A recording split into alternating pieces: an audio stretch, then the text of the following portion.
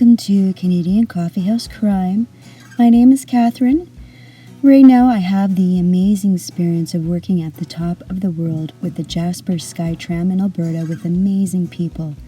If you're in that area, please stop by, go for a gondola ride.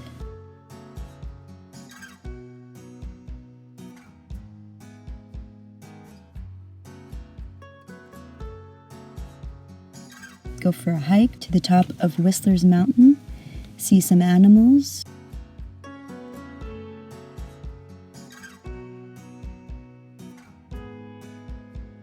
Enjoy a drink, and maybe some lunch and with us and say hi.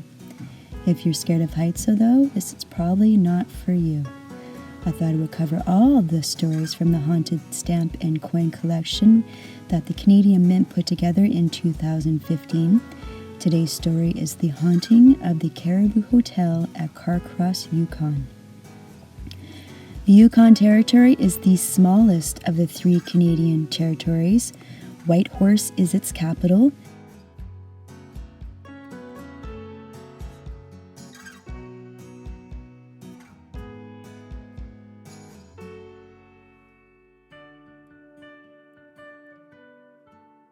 The Yukon's major industry is mining of lead, zinc, gold, asbestos, and copper. Carcross is a city of a population of around 300 people, located 70 kilometers south from Whitehorse on the Klondike Highway, originally called Caribou Crossing by miners, but changed to Carcross when the mail was being sent to other towns in BC and Alaska with the same name.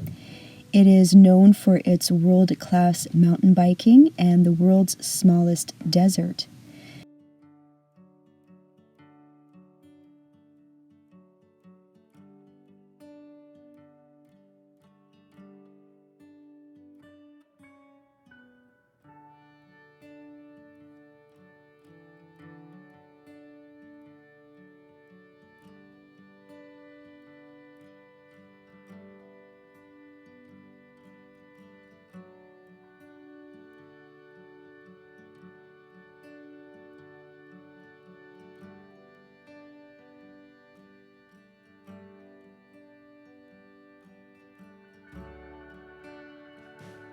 In 1898, at the beginning of the Klondike Gold Rush era, a gentleman named John Barrett moved to Bennett, BC, a town which is now abandoned due to the newly built railway passing the town completely in 1900, which economically collapsed the town.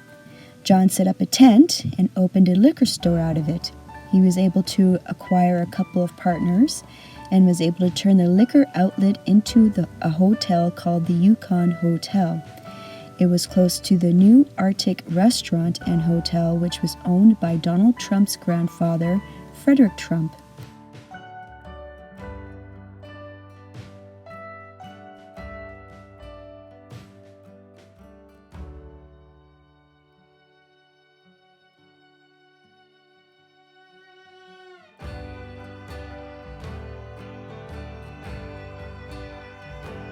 The hotel was moved from Lake Bennett to Carcross by floating down the lake by the owner at the time named W.A. Anderson and was renamed the Anderson Hotel. In 1903, the hotel was sold to a member of the Tagish First Nation. His English name was Dawson Charlie for $9,000. He was one of the 3 discoverers of the Klondike Gold who discovered gold in Rabbit Creek. The creek was renamed Bonanza after that find. Dawson Charlie remodeled the 3-story hotel and called it the Caribou Hotel. Charlie died in 1908 when he fell off the White Pass Railway Bridge and drowned.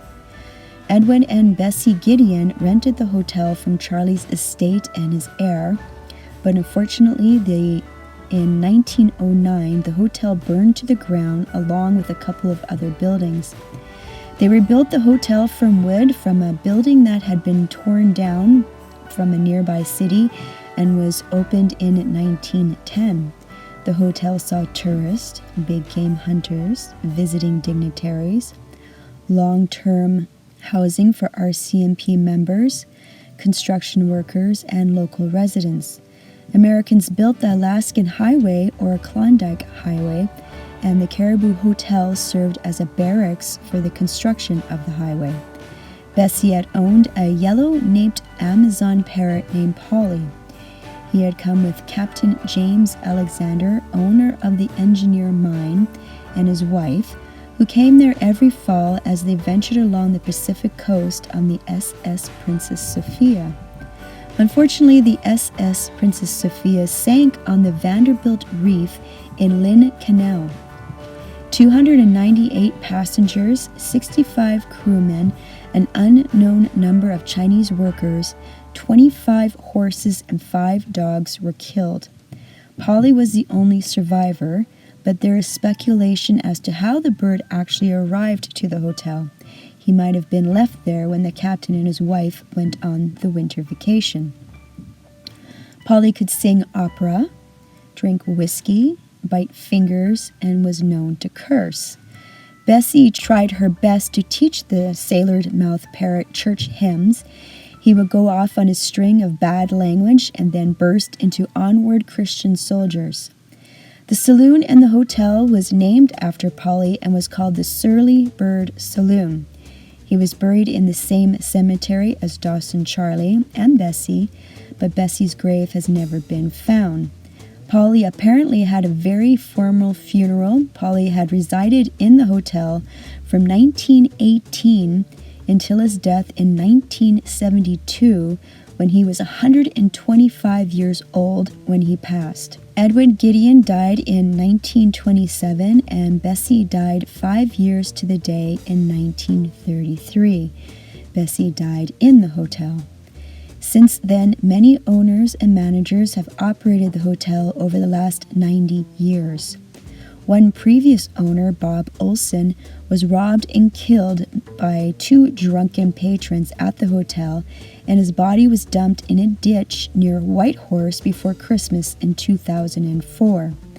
Jamie Toole and Ann Morgan have owned and have been renovating the hotel since 2006, top to bottom, even going as far as pouring a new foundation. They have stated that a previous worker can be heard hammering within the hotel, apparently helping them out. Bessie's ghost refuses to leave the hotel. She has been known to knock on doors, slam doors, creak and knocks on floorboards. She has been seen adding bubbles to baths. Bubbles will miraculously appear in clear water. She has been seen in a rocking chair and in the owner's suite on the 2nd floor, has been seen peering out the 3rd floor window, turning on the lights with Polly with her. Apparently she learned how to run a vacuum and will clean some rooms. She can be heard singing and playing a harp at night.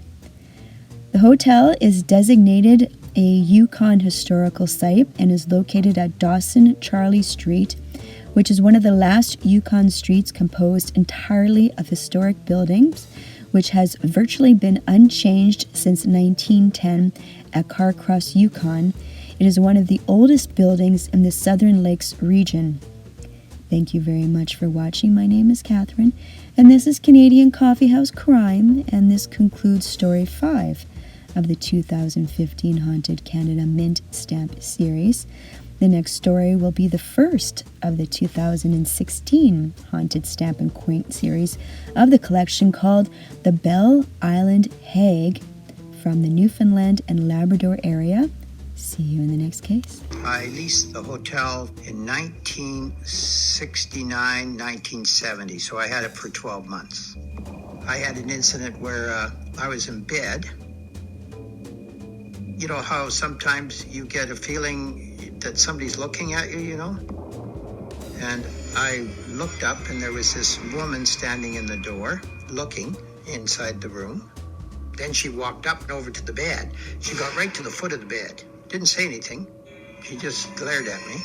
I associated her with the chamber woman, Agnes Johns. I said to her, Agnes, what are you doing here? But she didn't communicate at all. I jumped out and put a house coat on. She turned around and I followed her out. When I got to the top of the stairs, I never heard anything. You have to go down the stairs, go around the corner and go down the stairs. I would have heard something. And by the time I got to the bottom of the stairs, I would have caught up to her if she was there. There was no sign of anybody. And in the morning, I started the bar. The bar opened at 9 o'clock in the morning, the beer parlor. And Johnny Johns came in and was talking to me. I said to Johnny, repeated this whole story. And then he said, "You just described Mrs. Gideon."